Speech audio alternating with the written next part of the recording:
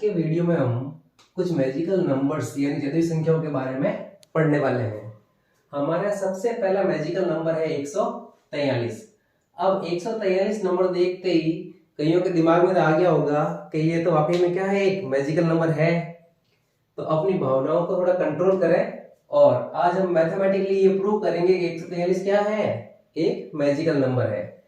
तो अगर हम कोई भी 3 अंकों की संख्या यानी 3 डिजिट नंबर, जैसे मान लो 453 लिखते हैं और इसको अगर 2 बार लिख दिया जाए फिर से 453, तो हमने कोई 3 अंकों की संख्या ले ली, उसको 2 बार लिख दिया। अब अगर इसको 7 से भाग दिया जाए और जो इसका उत्तर आए उसको फिर से इसी संख्या यानी 453 से भाग दिया जाए तो उत्तर हमेशा 143 ही आएगा।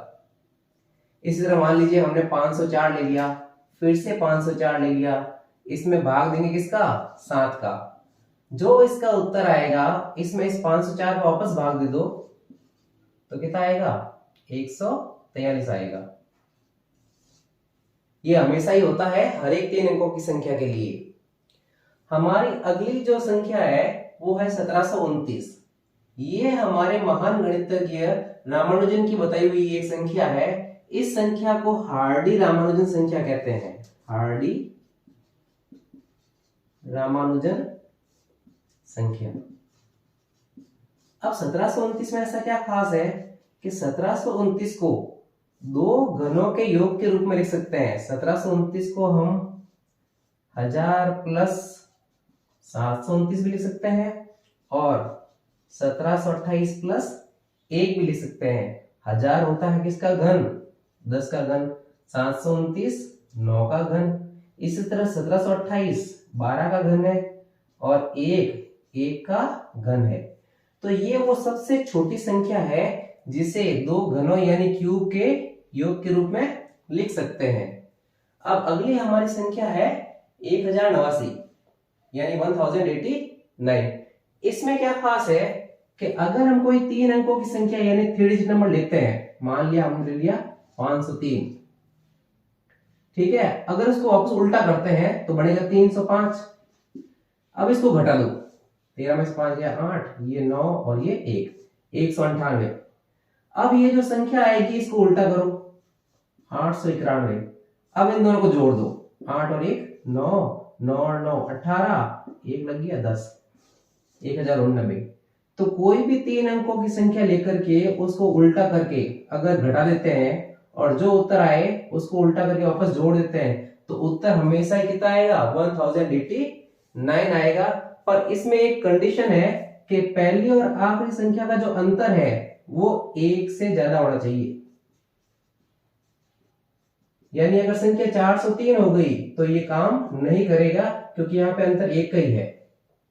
तो अगर लास्ट वाली संख्या और पहली संख्या का अंतर 1 से ज्यादा है तो उनको उल्टा करके घटाने पर और जो उत्तर आए उसको उल्टा करके जोड़ने पर हमेशा ही 1089 ही आएगा। इसी तरह से हमारी अगली संख्या है कौन, 7। 7 अकेली ऐसी संख्या है जो 360 को विभाजित नहीं कर सकती 1 से लेके 10 तक की संख्याओं में।